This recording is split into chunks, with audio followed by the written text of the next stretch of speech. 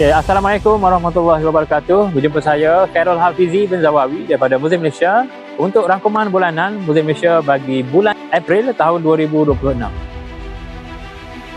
Okay, Alhamdulillah, pada minggu yang pertama kami Museum Malaysia telah berjaya menyantuni dan membantu seramai 430 keluarga asnaf dengan jumlah kota infak sebanyak 430 kota infak. Manakala pada minggu yang kedua pula, kami Museum Malaysia telah berjaya menyantuni dan membantu seramai 300 keluarga asnaf dengan jumlah kota infaknya sebanyak 300 kota infak. Okey, untuk minggu yang ketiga pula, kami Museum Malaysia telah berjaya menyantuni dan membantu seramai 260 keluarga asnaf dengan jumlah kota infaknya sebanyak 260 kota infak.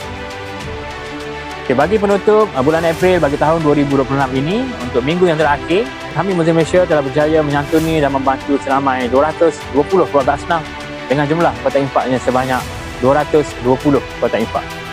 Okay, untuk jumlah keseluruhan keluarga asnaf yang telah kami bantu sepanjang bulan April untuk tahun 2026 ini ialah seramai 1,210 keluarga asnaf dengan nilai sebanyak RM72,600 Malaysia. Saya mewakili Museum Malaysia ingin merakamkan setinggi-tinggi penghargaan dan jutaan terima kasih kepada penderma-penderma di luar sana kerana percayai kami di Museum Malaysia dalam membantu golongan-golongan yang memerlukan di luar sana. Jadi, teruskanlah menyumbang kerana semangat anda mampu meringankan beban asnaf-asnaf yang memerlukan di luar sana. Janji Allah kepada hamba-Nya di dalam surah Ar-Rahman ayat ke-60.